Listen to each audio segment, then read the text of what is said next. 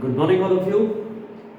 आज हम एल्डिहाइडों के विरचन की कई विधियों को इस वीडियो के अंदर उल्लेख करेंगे। सबसे पहले आती है आपकी एल्डिहाइडों का विरचन किसके माध्यम से? एसिल क्लोराइड के माध्यम से। इस समीकरण को रोजनमुंड अपचयन या रोजनमुंड रिडक्शन रिएक्शन के नाम से भी जाना जाता है और इंपॉर्टेंट इक्वेशन है। यूपी बोर्ड के 2019 के एग्जाम में इसको पूछा गया है। बहुत ही आसान समीकरण है, थोड़ा ध्यान से देखेंगे। हमने कहा एसिल क्लोराइडों से एल्डिहाइडों का विरचन। जैसे ही हम बात एसिल क्लोराइडों की करते हैं वैसे ही हमें चैप्टर के आरंभ में जो हमने एसिल क्लोराइडों का फार्मूला पढ़ा था वो फार्मूला क्या था? RCOCl या R के स्थान पर आप एरोमेटिक भी इस्तेमाल कर सकते हैं ArCOCl। ये किसका फार्मूला है? एसिल क्लोराइडों का फार्मूला है। ठीक, तो अब मैं जो आपके सिलेबस में एग्जांपल दिया गया है ArCOCl का दिया गया है। AR यानी एरोमेटिक वलय, ठीक है। तो यहां पर मैं एग्जांपल ले रहा हूं एक बेंजीन रिंग का, ठीक, और इससे कौन जुड़ा हुआ है? C double bond O and Cl. This compound is known as benzoyl chloride. ये जो यौगिक आपको प्राप्त हुआ इसको बेंजोइल क्लोराइड के नाम से जाना जाता है। या इसका अगर सिंपल फॉर्मूला आप लिखने लगे तो आप इसे क्या कहेंगे? C6H5COCl। ये इसका बिना वलय का फार्मूला है जिसमें हमने एरोमेटिक स्ट्रक्चर के स्थान पर C6H5 का प्रयोग किया। ठीक है, तो हम क्या कह रहे हैं? सबसे पहले हमने एक एसिल क्लोराइड लिया और इसका अपचयन कराना है। अपचयन के लिए हाइड्रोजन की जरूरत पड़ेगी, ये आप भली भांति जानते हैं।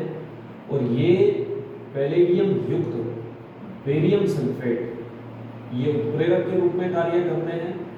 ठीक है, अगर इसके द्वारा इसका अपचयन कराया जाए तो एक H और एक Cl माइनस HCl और जो बचा हुआ एक H है वो यहां पर जाकर के जुड़ जाएगा। तो यौगिक आपको क्या प्राप्त हो जाएगा? C double bond O and H। ये कौन है? इसे आप क्या कह सकते हो?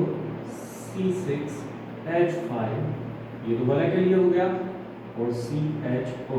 This is known as benzaldehyde.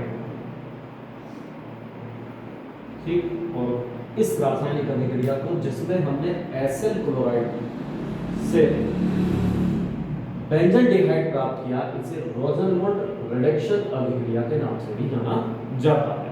तो बड़ी सिंपल सी रासायनिक अभिक्रिया थी। दूसरी महत्वपूर्ण समीकरण आती है स्टीफन अभिक्रिया और इसमें हमें क्या करना है? नाइट्राइल से, ठीक है, तो नाइट्राइलों के अपचयन से हमें क्या करना है? एल्डिहाइडों को प्राप्त करना है। तो सबसे पहले आपको नाइट्राइलों का साधारण फार्मूला पता होना चाहिए। Nitriles RCN, this is alkyl nitrile. ठीक, मैंने इसका नाम लिख दिया क्या? Alkyl nitrile. ये इनका जनरल फार्मूला है और इनकी रासायनिक अभिक्रिया कराइए SnCl2 स्टेनस क्लोराइड और HCl के मिश्रण के साथ। ठीक, तो यहां पर क्या अभिक्रिया होगी? ध्यानपूर्वक देखेंगे। देखिए, इस अभिक्रिया को थोड़ा सा रफ में कन्वर्ट कर रहा हूं कि ये SnCl2 और HCl, यहां लिख देता हूं मैं इसको रफ वर्क के रूप में। जब ये परस्पर रासायनिक अभिक्रिया करते हैं तो एक तो SnCl2 का परिवर्तन SnCl4 में हो जाता है, दो नवजात हाइड्रोजन हमें प्राप्त होती है। अब ये जो प्राप्त नवजात हाइड्रोजन है ये इसको यहां से तोड़ देंगे। ठीक, और एक H यहां पर जाकर जुड़ जाएगा और एक H यहां पर। तो यौगिक जो प्राप्त होगा वो होगा RCH, ठीक है, और double bond NH। Double bond क्यों लगाया? नाइट्रोजन की 3 संयोजकता को पूरा करने के लिए, तो 2 तो ये और एक हाइड्रोजन के साथ 3।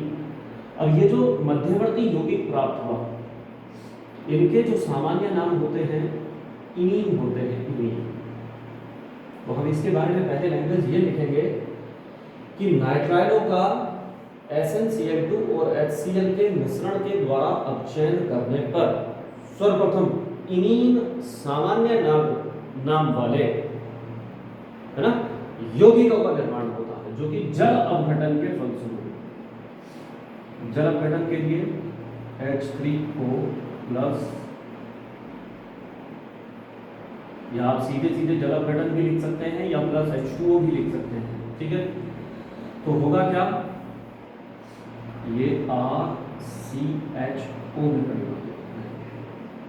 तो पूरी लैंग्वेज अगर स्टीफन अभिक्रिया की देखेंगे तो आप कहेंगे कि नाइट्राइल हाइड्रोक्लोरिक अम्ल में घुलित या उपस्थित स्टेनस क्लोराइडों के साथ, ठीक, स्टीफन अभिक्रिया के फलस्वरूप पहले इनीन सामान्य नाम वाले यौगिकों का निर्माण करते हैं, जो कि जल अपघटन पर किसमें एल्डिहाइडों में परिवर्तित हो जाते हैं।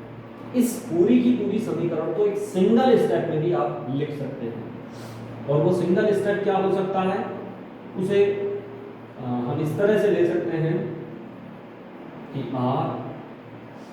RCl, ठीक, तो फर्स्ट हमने अभिक्रिया कराई SnCl2 और प्लस HCl के साथ, ठीक।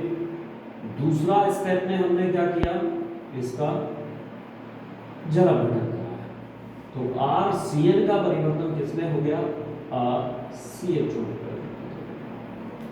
तो चाहे तो आप ऊपर वाली रासायनिक अभिक्रिया की तरह से खोल करके भी दिखा सकते हैं, चाहे तो आप इसको सिंगल स्टेप में भी परिवर्तित कर सकते हैं। तो स्टीफन अभिक्रिया भी आपको क्लियर है।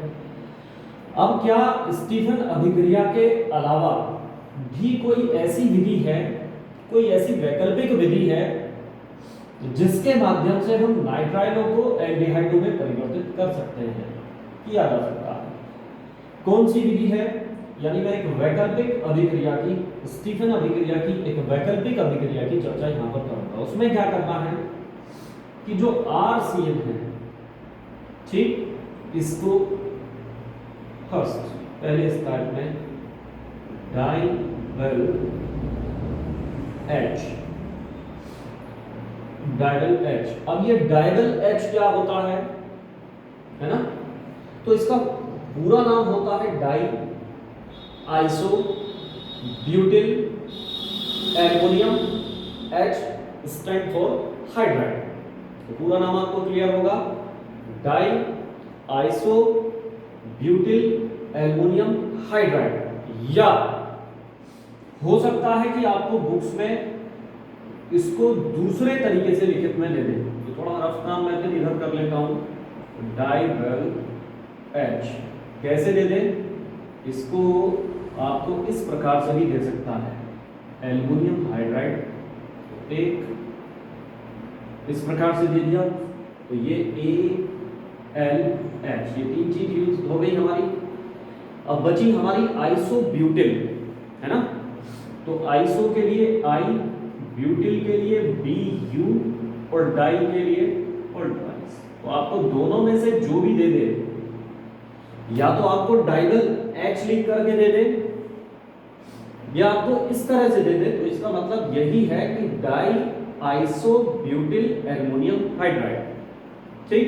तो हमें क्या करना है, पहले चरण में एल्किल नाइट्राइलों का डाइवेल H के द्वारा अपचयन कराना है, जिसके फलस्वरूप इनीन सामान्य नाम वाले यौगिक प्राप्त होंगे, जो कि दूसरे पद में जल अपघटन के फलस्वरूप किसमें परिवर्तित हो जाएंगे, RCHO में परिवर्तित हो जाएगा। यानी दोनों स्टेपों को अगर आप ध्यान से देखें तो CN का परिवर्तन CHO में हुआ।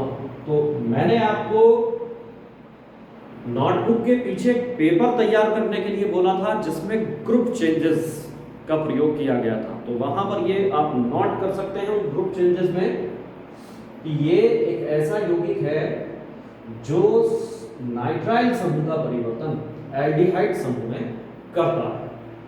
अब एक यौगिक आपको दे दिया गया, ये तो एक जर्नल समीकरण है, ठीक। इस जर्नल समीकरण का एक एग्जाम्पल आपको यहां पर दिया गया है। कोई भी यौगिक हो सकता है, जरूरी नहीं कि यही यौगिक हो जो पूर्व में लिखा हुआ है। अब आपसे कहा गया कि इसमें आप देख रहे हैं कि CN है और ये बाकी का जो बचा हुआ पोर्शन है इट्स स्टैंड फॉर R, और आपसे कहा गया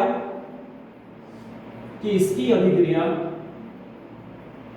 डाइगल H से कराइए और साथ साथ इसका जरा घटन भी कीजिए।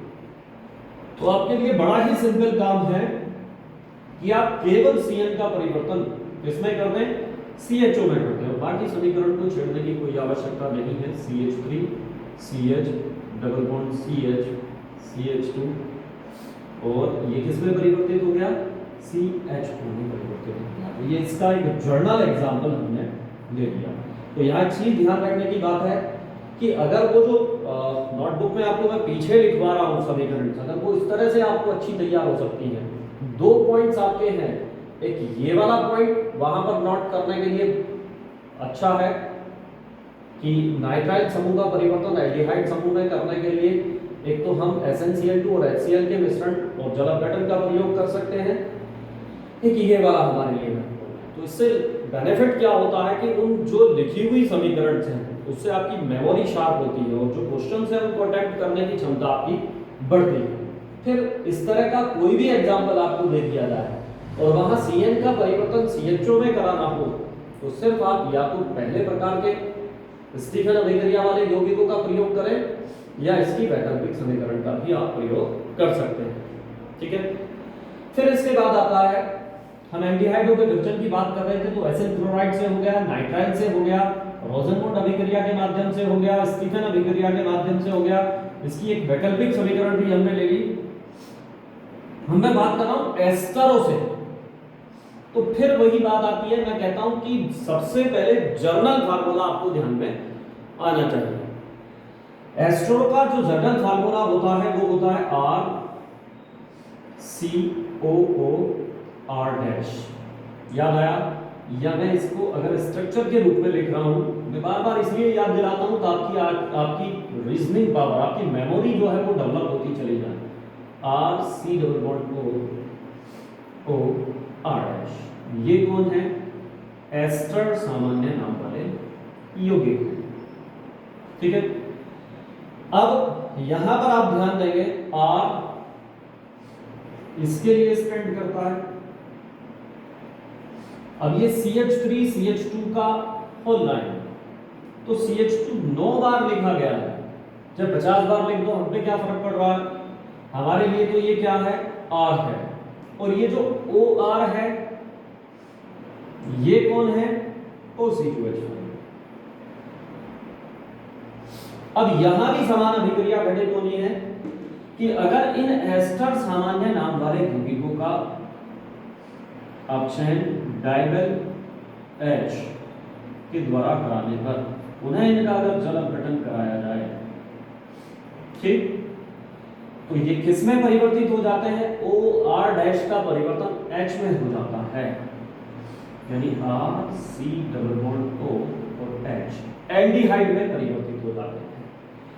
तो ये भी एक ग्रुप परिवर्तन है, इसको भी आपको नोटबुक में पीछे लिखना है। यहाँ 3 समीकरण नोटबुक में पीछे की तरफ जो मैं इंपॉर्टेंट इंटरचेंजेस बता रहा हूं, है ना, मूलकों के कह सकते हो या आप ये कह सकते हो क्रियात्मक समूहों के जो महत्वपूर्ण अंतः परिवर्तन थे उनकी जो टेबल मैंने आपको पीछे बता रखी थी, तो उसमें 1, 2 और 3, ये 3 इंटरचेंज आप नोट करें। इसमें आप देख रहे हैं चाहे आपका नाइट्राइल हो चाहे आपका एस्टर हो, इन दोनों को हमने किसमें परिवर्तित किया है? एल्डिहाइड में परिवर्तित किया, ठीक। तो ये इंटरचेंज इन फ्यूचर आपके लिए काम आने वाला है। अब इसी प्रकार का इसका एक उदाहरण दे दिया तो अगर हमें इंटरचेंज की मूल समीकरण प्राप्त पता है तो आपको पता OC2H5 का परिवर्तन आपने सीधे सीधे H में किया है तो हो जाएगा। हमारे लिए बड़ा आसान है क्या कि हम इसकी डायगल H के द्वारा अभिक्रिया कराएं। तो ना मैं एक बार नाम बता रहा हूं इसका, di iso butyl aluminium hydride, और फिर क्या करना है, इसका जल अपघटन करना है। तो OC2H5 जो कि OR डैश था उसको H में परिवर्तित किया था, बाकी में कोई चेंज नहीं आना। तो CH3 CH2 का whole 9 C double bond O and F। तो आप देखेंगे एस्टरों का परिवर्तन किसमें हो गया, एल्डिहाइडों में हो गया। तो इस तरह से इन रासायनिक अभिक्रियाओं के माध्यम से हमने एसिल क्लोराइड से बेंजल्डिहाइड प्राप्त किया जो कि रोजनवुड अभिक्रिया के नाम से जानी जाती है।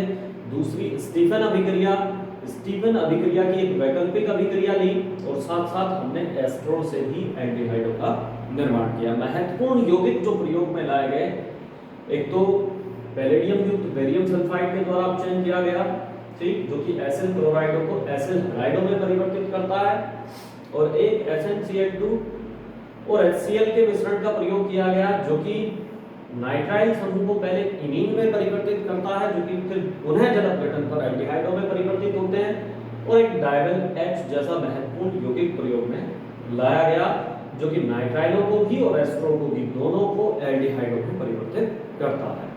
ठीक है।